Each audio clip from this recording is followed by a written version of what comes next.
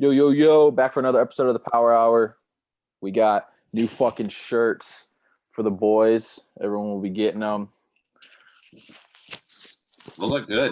Fire. They're fire shirts, mediums for Nagy. Yeah, baby, black is slimming, bro. Dude, I put it on. I was like, damn, this makes me look a lot better. But we got a fire shirt. You guys cannot get it, so I know you're a little upset with that. But let's get into everything. Let's start off with Kim K goes from porn star to billionaire. I know both of you guys are like kind of horny guys. I can see you guys liking pictures on Instagram. So I mean, we gotta give our respects to a legend, Kim K. She kind of changed the porn game a little bit, and now she's a billionaire. So from me, I just say congrats, Kim. You guys got dream, right? It's the American dream. I mean, yeah, everything kind of revolves around porn in America. So, like, good for her, you know. Yo, I never watched like the Kim K Ray J porno until like one of my friends showed it to me like at their house. I thought you were gonna say you've never seen it, and I was gonna be like bull fucking shit. No, I was probably like a sophomore, junior in high school. And I don't know how it came up, and I was just like, yeah, I've never seen it. And they're like, I feel like how it kind of comes out now is just like everyone's like, oh shit, that's Kim K. She's super popular, maybe the most popular person in America. And then someone in the room's like, yeah, you know she has a sex tape. And then like the person who doesn't is like, oh really? How the fuck does Kim K have a sex tape? Yeah. So like, it's just like American tradition to watch Kim K get fucked in one video. But okay, this was actually wait, finish your story. They showed me, and I was like, oh my god, what fucking drugs are they on? Like, you can see it, like, at least in Kim's face, it's just like she is absolutely zooted out of her mind.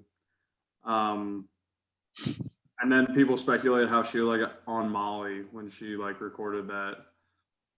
Hey, I mean, some also say that Chris leaked. I just think it's hilarious. Like, you've never seen her like her face look like the way, like, even before they started having sex in the video, she just like looks insane. Yeah, well, I'm pretty sure they've talked about it. Like, both of them have been like, yeah, we were so fucked up when we did it. Oh, okay. I never saw that interview. No, yeah, like it like Kim's like, I'm pretty sure openly said like, yeah, I was fucking either like drunk as fuck or like on drugs, but like it was all consensual. But this brings up my other question. So with the OnlyFans, Bad Baby went on OnlyFans the moment she turned 18 and made a quick milli. One, weird as fuck that people were like, I mean, because we all know it's probably like 40-year-old dudes were like waiting for her to drop her OnlyFans. Like the moment she turns 18, they fucking went into it. But with OnlyFans and everything, what is the one celebrity you would pay for their sex tape? Ryan? I think I know yours. Hot. Okay, what's mine? No, you can't say it now. It's not Halsey. She's pregnant. Okay, non-pregnant. And she doesn't have short hair. Or maybe you like the short hair. I don't know. She can pull it off. She can pull it off, but I'd rather have her like long blonde hair. So yeah, Halsey, okay, but I think Halsey would be up there. Probably Ariana Grande too. Yeah, Halsey would be interesting because I would just be super interested to see like what she's into, because I feel like she's a wild girl. Yeah, I don't think she starfishes. That's for sure. So yeah, that's for sure. What about you? What the fuck does that mean? Just lays there, buddy. What? Just lays there. He's saying she doesn't just lay there. I've never heard that. Starfishes. That's hilarious. I've never heard of, oh my god. Who would be yours? Yeah, I think that's important, like to pick someone that like would be into like different stuff too, because like you can pick the hottest girl, but like, yeah, what if she's like, yeah, what if he, like he just said, if she sucks, like this fucking blows, why did I pay money to watch her just sit here? Ooh. Okay, I'm gonna stall just so I can think about it a little, but like, yeah, the point that you said about a bunch of people waiting to get Catch Me Outside, girls, whatever, OnlyFans, bro. It's not like pre-ordering a fucking video game, bro. She's like probably was like 17 when, or obviously she was 17 when all these dudes are like waiting to get her OnlyFans. That's really weird. Not just that, all these videos. It's not like she took. I don't know what her OnlyFans was. So like maybe it is something, but I feel like people would complain because that's how weird people are. People bought it and it wasn't nudity, so there probably is nudity in it. So that means that majority of the stuff that she released was taken when she was 17. Oh, yeah, because like she had it ready to. Like it was midnight. She took, I don't know how many pictures or what it was, but like I said, like, don't you think we would have seen everyone complain? I fucking spent $20 on Bad Baby's OnlyFans and I didn't see fucking tits. Like people would definitely be saying that shit. So like I feel like it was like she was nude in most of them, and or like they're just too embarrassed to say that they subscribed. oh no, these guys. I mean, if you ever go on Twitter, like when stuff leaks like that, like Selena Powell's like a known person who like says she fucked 6ix9ine. It's on her OnlyFans, like all this stuff. Like it'll be trending for a little bit, and if you click on it, like guys will be like, "This is a 2-minute video. This fucking sucks. I bought it," and it's like all that shit. So like horny Twitter is a wild Twitter, and like if you get in the rabbit hole of like looking at it trending, like these guys are insane. So they would definitely say something. The other thing is that like I don't know, like Bad Baby or whatever her name is, maybe they're just like just subscribe to it or buy it just like out of curiosity. Like, oh, like she was famous on Dr. Phil. I feel like that's okay if you're like 21. Yeah. Like once you get like out of like real world life, like at least wait till she's like 19. Not the moment she turns 18, I guess is what I'm saying. Like it was 8 a.m. and she already had 1 million. Like 8 a.m. It makes me wonder if I'm in the wrong business. Like I fuck, man. Yeah. start selling feet pics. Yeah, dude. Like there's a weird group of people that like are into so many different things. But oh yeah, like some of those OnlyFans girls have like those wax machines. They'll like stick their feet into the wax a couple times and then like send the wax of their foot outline. Dude, that's so weird. Dude, Spencer Bradley tells me that like guys will DM her about like fucking buying her bra that she wore like in a video and stuff like that. Like definitely not weird for the girl to be doing that for them, but like no, go like make a check. That's money. That's easy fucking money. Exactly, and you're not doing anything. All you're doing is sending. You don't see the guy, you don't touch him, you don't do anything. Right. Send him something, you cash a quick fucking check. So no, females, go cash a check. But to your point of that, Nagy, like OnlyFans is now turning into this wild thing where it's like it's not really nudity. They're doing so many different things on it now. Oh yeah, it's like a Patreon. Yeah, so it's fucking wild. Wasn't there the mom that did OnlyFans to pay her daughter's tuition?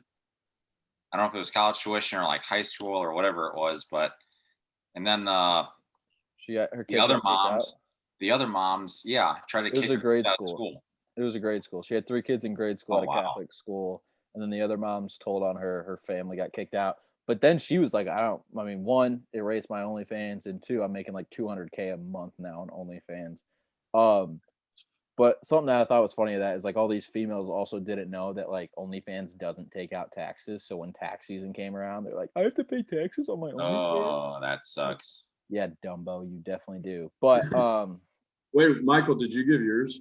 No, I was just about to say I have a few that I have 2. Okay. I would say, dude, I don't know. Like, I feel like it changes for me every day, but I would love to see Holly Saunders. I don't know if you guys know who that is, but the Fox Sports girl. Yeah, she's a fucking smoke, and she just seems like she football. Not any. She used to be, but not anymore. But she just like models now.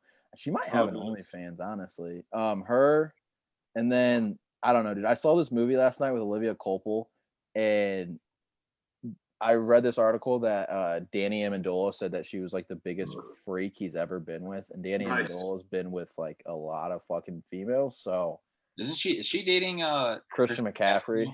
Yeah, good for him, dude. Stays winning. Yeah, Yep. That's why he keeps scoring so many fucking touchdowns.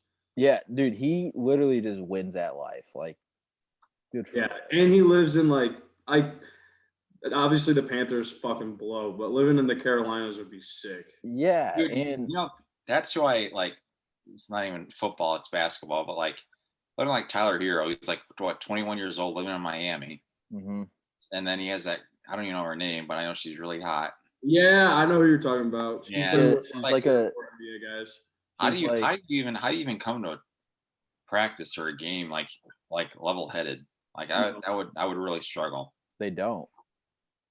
Like they're cocky as fuck. Wait, so who's yours though, Matt? It's definitely between two. All right, give both then. One would be Blake Lively. Ooh, because she's married, and she's married to Ryan Reynolds. She's a mother. Watch out. Hey, good for her. She's still fine as hell. The other one would have to be Zendaya, bro. Zendaya is and I think she's kind of got that spicy side to her for sure. She definitely is. Never mind. I gotta take mine back because I have someone has replaced Halsey. Horn guy Ryan coming out. I love it. All right. This gotta be Dua Lipa. Oh, dude, her performance at what was it, the Grammys? Yeah, she's pretty good. I didn't even really know what she looked like. I saw that video. I was like, holy fuck. Yeah. Like, that's a good one. I like that one. Someone who I think Zoe Kravitz. Do you guys know who that is? Oh, yeah. Dude, I feel like she would just be, oh, yeah, she's awesome. All right, moving on. Monday night national championship. Great transition here. You got to stay off horny Twitter, guys. Someone should have said Taylor Swift just to keep Katie.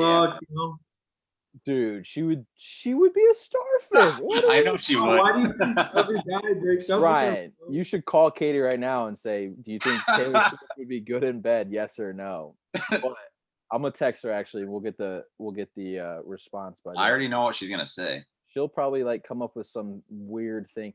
I wouldn't want Taylor Swift to be good in bed. Her songs, it would just be the whole image would be thrown off. But yeah. All right, Monday night, Baylor Gonzaga, kind of a shitty national championship. I've been on the record saying I thought Gonzaga was the best team.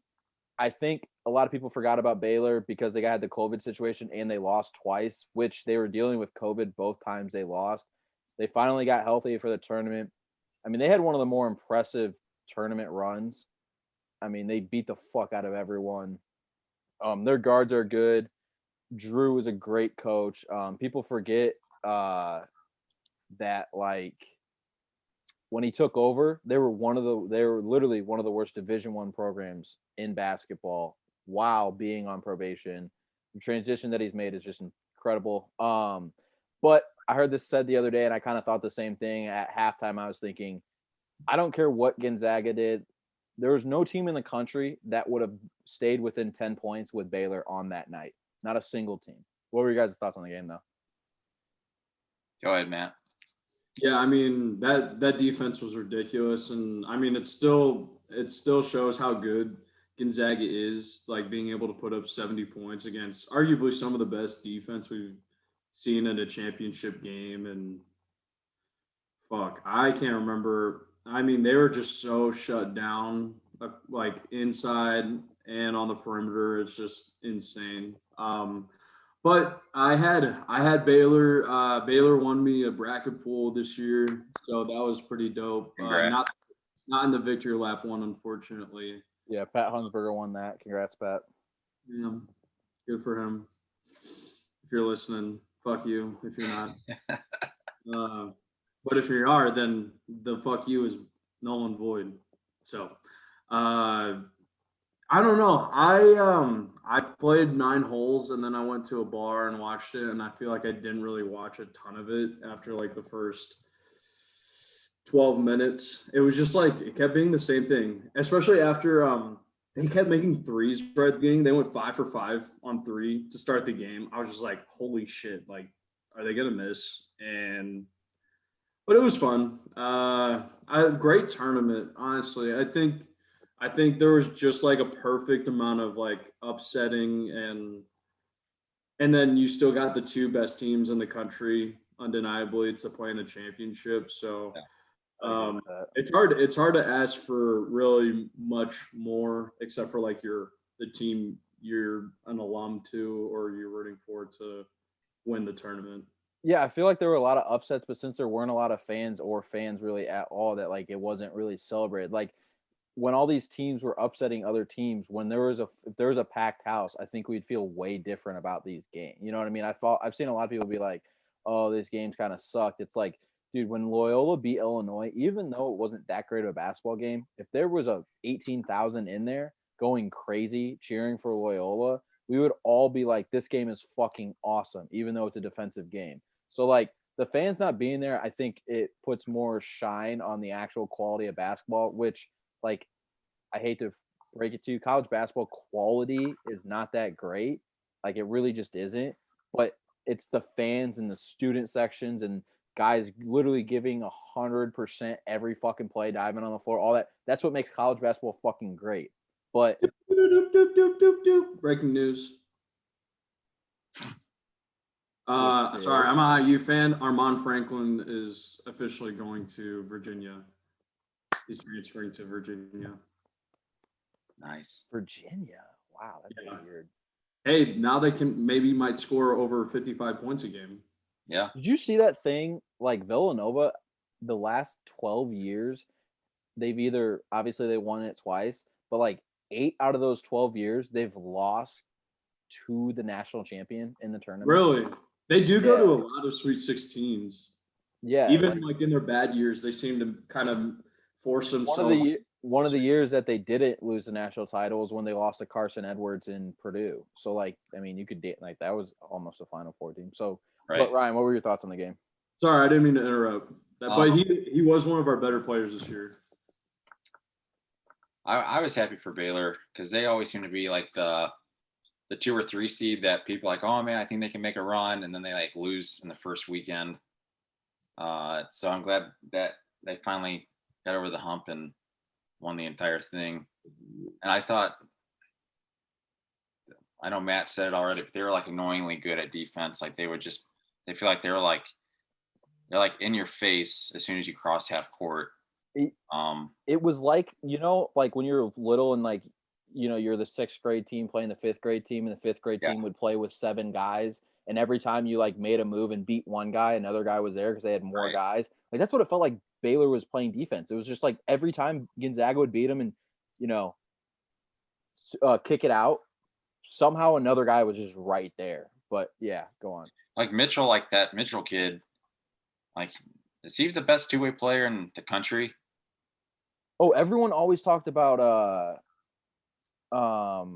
who's Butler, I think was Jared. Yeah, Jared Butler. But every time I watched Baylor in the tournament, I was like, dude, if Davion Mitchell plays well, that's when Baylor's at its best. It has nothing to do with Jared Butler. Jared Butler is a great fucking player, don't get me wrong, but like if Davion Mitchell is not playing his best, that's when Baylor is beatable. He was on in that game, and you can't he's so fast. You cannot defend him. Like he had the ball at the corner, like just before the 3-point line. He did like some kind of like hesitation move, and he got like, I don't know what he did. It seemed like he just was moving defenders with his eyes, but then next thing you know, he just had a wide open lane to the layup. But Drew fucking Timmy doing his little mustache celebration down like 12. That was a fire mustache all tournament, though. I'll give him that. It looked pretty cool. I think the other thing was like I didn't really care if Baylor would have lost too. Like, good for Gonzaga. They've been competitive for like so long now, probably like the past 12, 13, 14 years. Plus, whenever I don't have a team like in the championship for any sport that I'm interested in, I think about the state that like the team is from and like the fans and like how much I hate fans per like state or per city. And they're from what, Washington? Gonzaga's from Washington. That's Spokane. Yeah, they're literally in the same city. I don't give a fuck about Washington. So if they would have won, like, oh well, but I can't Texas is probably about breaking the top 5 for most hated like sports fans by state. Yeah, but it's not Baylor. Like everyone hates Texas or like. Yeah. Right. I'm just saying in general, like that's how I kind No, of. yeah, I know what you're saying, but like these two schools, like if either of them winning had no effect because it's like I'm not gonna. Yeah, because there's not a lot of Baylor fans like Yeah, around exactly. here. So, But like Texas, like I'd rather see the state of Washington win than like the state of oh, I disagree. I don't know. I don't really Big like oil. Gonzaga, to be honest. Big Texas. oil. What are we gonna fucking join? What's that one place in Seattle called? The little city that they made for themselves. Oh, I don't know. I know what you're talking about, but I can't think of it. You know what I'm talking about? Yeah. They blocked off the little thing. Notre Dame. Huh?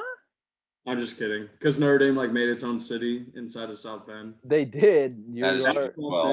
That's why I love when people are like, I live where Notre Dame is. I'm like, don't. They're their own city. But yeah, good. I mean, yeah, like you guys both said though, like I do agree. I wasn't gonna be pissed off at either team winning. I think it was, it wasn't a great game, but they were the two best teams all year. Gonzaga is going to have a few first round draft picks. Baylor's going to have a few first round draft picks. Baylor's probably not going to be. They're going to be good, I think, because I think this is going to set them up for a while now. But Gonzaga's going to be really fucking good again next year because they're getting the number 1 player. They have the number 7 player, and Timmy's going to come back. Nembhard, like they're going to probably return at least 2, maybe 3 starters and their entire bench while adding 2 5-star people. So they should be good again. It's hard to replace lottery picks, though. Let's do our early prediction for 2022. It is, but I think like they have such a culture. Like I think like I do like I think Baylor's still going to be pretty good. I don't think Baylor's going to go from national title to like NIT. I think they're still going to make the tournament. They have a culture. Like Kentucky does not have a fucking culture. That's their problem. Their culture is one and done. Yeah, that's what I'm saying. But their one and done culture doesn't work. And then on top of that, like that's why I think Gonzaga has a culture. They're gonna have seniors again next year. Like Nembhard's gonna be a senior next year. Timmy is gonna be I don't know, maybe, but he'll be a first or second round draft pick going into next year. Then you bring off the 2 guys off the bench who are only gonna get better. They redshirted a few players that are supposed to be pretty good. And then you add 2 5-stars that like I think Mark Few only adds 5-stars that he knows will fit their system. Like he's not going to go out and just add a random 5-star that like wants to be there for half a year. Like Jalen Suggs fucking sold out all fucking year for him. So like I think that is a little different. But okay, I like how people on Notre Dame were saying, "Oh, look at in 2018, Jalen Suggs came in for a basketball and football official visit," and I'm like, Mike Bray would not have known how to use Jalen Suggs. Jalen Suggs would have like played off the ball, and it would have been like, "What are you doing?" And he would have transferred or still been a lottery pick after 1 year. I'm glad for his sake that he did not go there. Yeah, I don't think he probably was. That the difficult thing for Baylor is that like they're still in the Big 12, and usually year in and year out, the Big 12 is. Tournament wise, who knows what's going to happen? But they always seem to have 4 or 5 teams in the top 25. Oh, Big 12 it's a really good conference. And I also think if your team wins it all, it trumps how you did in the tournament, like as a conference. They might have had an undefeated season if they didn't get COVID. Yeah, that's what I said earlier. Yeah, I agree with you 100%. Like, and I think like no one forgets about them either. Like, I also think that Gonzaga's. I don't want to consider it a tradition yet, but they're flirting with the tradition of Gonzaga losing in the Final Four or championship game. They're what? They've made 2 championship games, right? And they're 0-2. Yeah, but losing in the championship is different than losing in the Final Four. No, yeah, but it's like we'll keep getting the recruits to like keep having trips to the Final Four where it's just going to become a numbers game and like. But like, I think if you just can consistently lose in the Final, not consistently, but if like they would be 0-2 on Final Fours, I think like you could be like, okay, maybe they are a little bit of fluky, but like they win Final Four games. How many Final Fours did they make before they made the championship game against North Carolina? None. Oh, that was their first one? Yes. Oh, that's good. Yeah. But never mind. I take back what I said. Every time they make it, they're not going to play a team that played like Baylor on Monday too. So. Oh, dude, that like I said, those were the 2 best teams, and they caught Baylor at the worst possible time. Baylor was playing on every like they were just perfect that night. So well, I mean, you have to. I mean, if you're gonna make the championship game, you're gonna expect to play 4 or 5 future NBA players. I mean, it's not like you're gonna play like an 8 seed UConn or a 9 seed Kentucky. yeah, Like, but there's certain game like that Gonzaga team could have beat a lot of teams.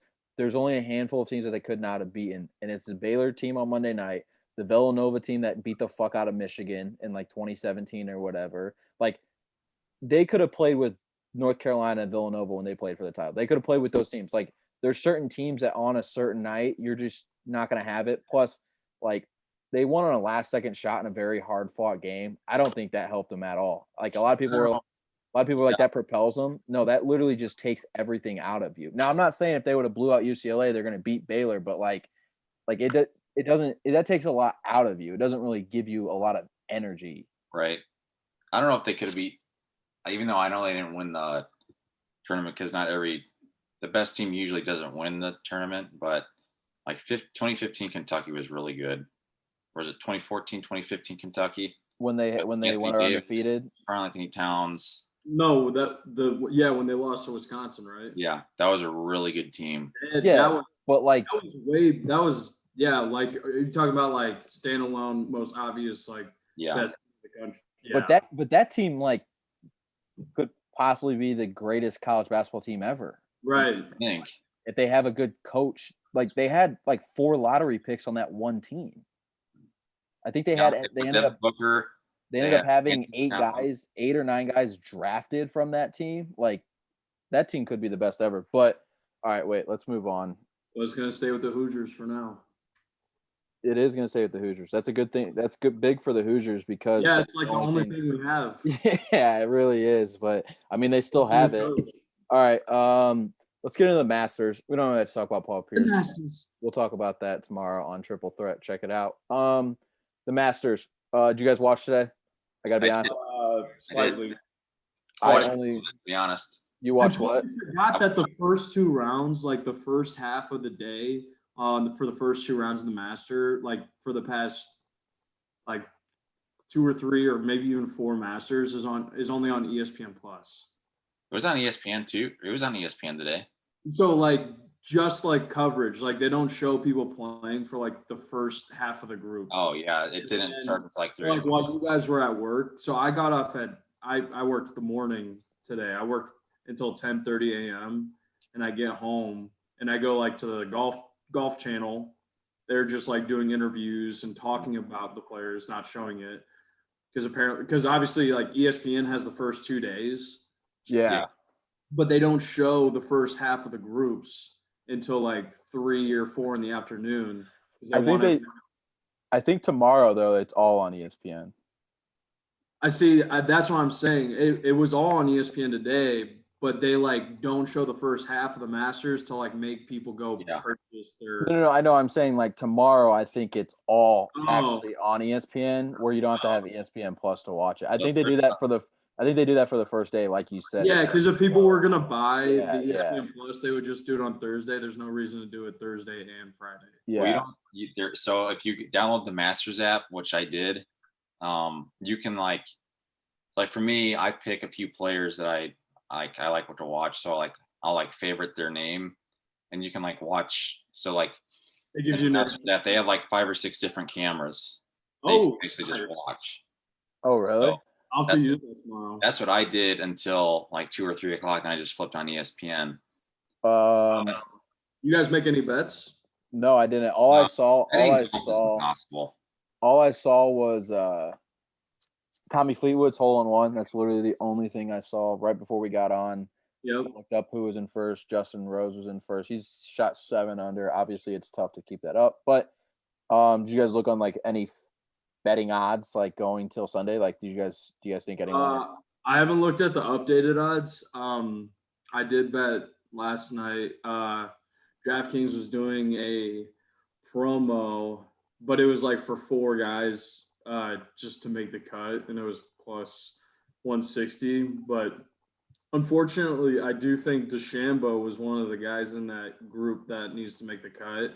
And last time I looked, today, he was like 4 over through like 14 or 15 holes or something. He didn't. So he was 5 over. He had not made a birdie until like. And then he had that eagle putt, and then he made birdie. Oh, did he?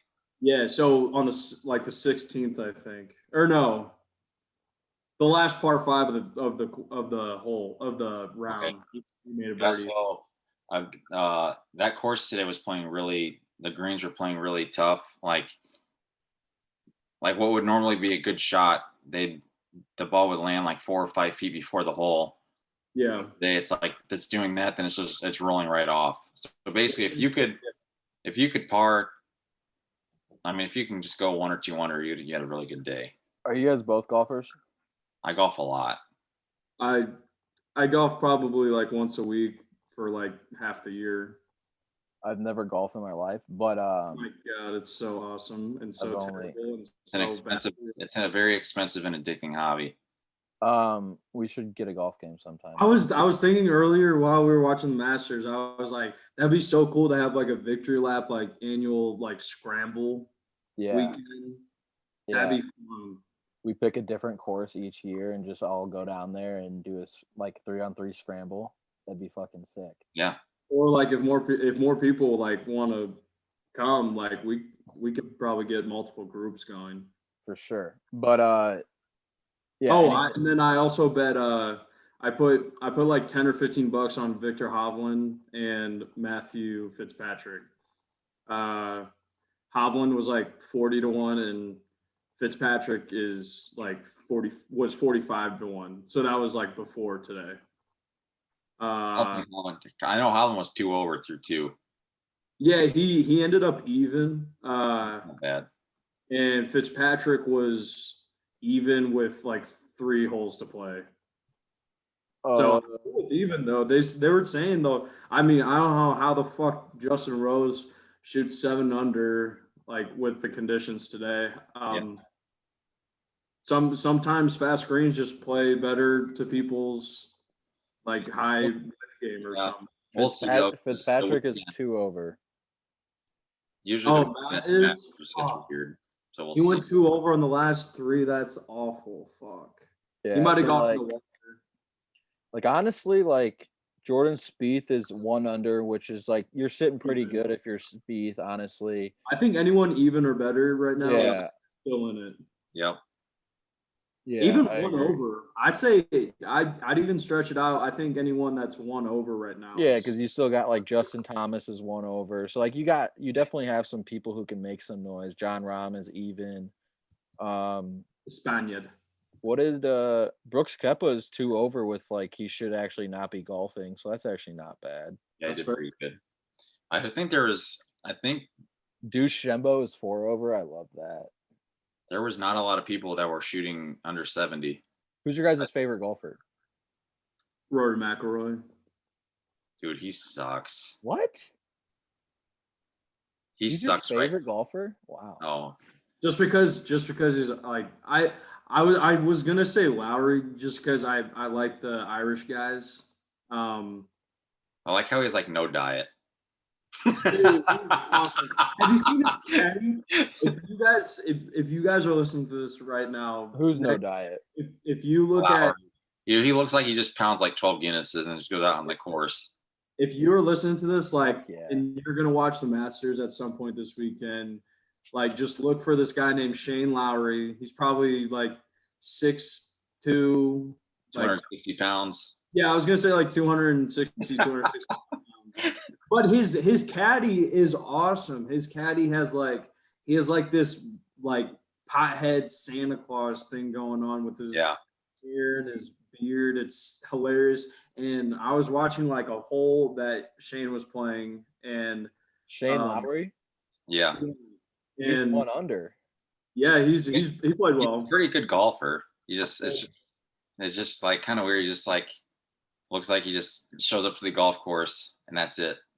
Isn't that the American dream though? But go on. It really is. But he had like a 185 iron shot in, and he says like maybe 2 sentences to his caddy. He was like, the caddy's just like, yeah, and then he like puts it 10 feet away from the hole. I was like, oh my god. But I think my favorite American is Dustin Johnson. I like Dustin. Dustin Johnson. Dude, I like him. He's a partier. And I like Ricky It's Fowler. Gretzky's daughter. He's married to her. She's a fucking smoke. Are they married now? I'm pretty. They're either engaged or married. Yeah. I saw a TikTok earlier this week, like all like the best golfers, like and like they're hot, like the hottest wives of golfers. Yeah, his is definitely. Usually, it's not good to get married. That's what happened to Ricky Fowler. He ate the wedding cake, and look what happened. Yeah, but I think when Wayne Gretzky's your father-in-law, I think he talks a little shit into you. Right. So like, because they say that him and Wayne, like before he goes and plays big matches, they like go back and forth and like he like motivates him. So like, right. Wayne Gretzky as your stepfather or father-in-law is probably a solid choice. But all right. Anything else? Any last words? This was kind of a horny little show, bringing up all of my favorite golfer. Lives and who's your favorite golfer? The obvious answer has got to be Tiger. Oh, I mean, I don't even like. I think Tiger's just like universally like everyone. Yeah. So I'm gonna go. Really a golfer, like he is a golfer, but like who knows when he's really gonna play next? That's gonna be like legit. But go on. And lately it's been Colin Morikawa. I like him a lot. That's good. And then second, I do like JT, Justin Thomas. Oh, I fucking can't stand him. Oh, really? I can't stand Bryson. I cannot stand Bryson. Yeah, I like Bryson. You like Bryson DeChambeau? Dude, I hate Justin Thomas. I can't stand DeChambeau. You can hit the ball 350 yards. If you can hit the ball 350 yards, you should not lose it. You should never lose a tournament. Right. You got a soft 9-iron to the green every time. All right. Katie responded when I asked if Taylor Swift would be good in bed. She said, "Of course, she is very versatile. She would be very good in bed." Oh, just music. I should have bet $1,000 on that answer. Katie, women's rights. I always agree with you, but you are so wrong on this one. Taylor Swift would be horrible in bed. Wouldn't we like to know? I would like to know. Honestly, I don't know if I would anymore. Yeah, I would. I mean, let's be honest. But all right. Anything else? Any last remarks? Anything you guys saw this week that you guys wanted to bring up? I like the golf idea. I do like that. Yeah. I was actually thinking about that before the podcast. I hope the Masters isn't just a runaway with Justin Rose. Like he's got a comfortable lead right now, and Dustin Johnson make it interesting Sunday. Yeah, Dustin Johnson kind of made the COVID Masters very like, oh, you knew by the end of the second round Dustin was going to win. Agreed. But I don't think Justin Rose is quite as dominant and like a roller type of golfer as DJ can be when he's hot. So I'm not preying on anyone's downfall, but I do hope there's like 2 or 3 other golfers that like just spank Augusta tomorrow. Oh yeah. I think they're calling for rain on Saturday, so who knows what that'll do. Few things, new fucking shirts. Go, don't buy them because you can't. And if you're a Notre Dame fan, we're going to be at Florida State, or Notre Dame at Florida State week 1 of college football season. So, and then this summer, I think we should fucking do a golf trip. So, oh yeah, like good courses around here. No, we got to go somewhere. Oh, where do you want to go? No, I'm just kidding. Rock Hollow? No, we can go. I think I need to play on like a pretty easy course my first fucking time. We get a local sponsor too if we play a local course damn near. Take you to Studebaker. We should do that. Studebaker. But those few things. No. I got a sweatshirt that's Michael. out. Hello? Huh? Oh no. Michael might be Gonzo. Oh.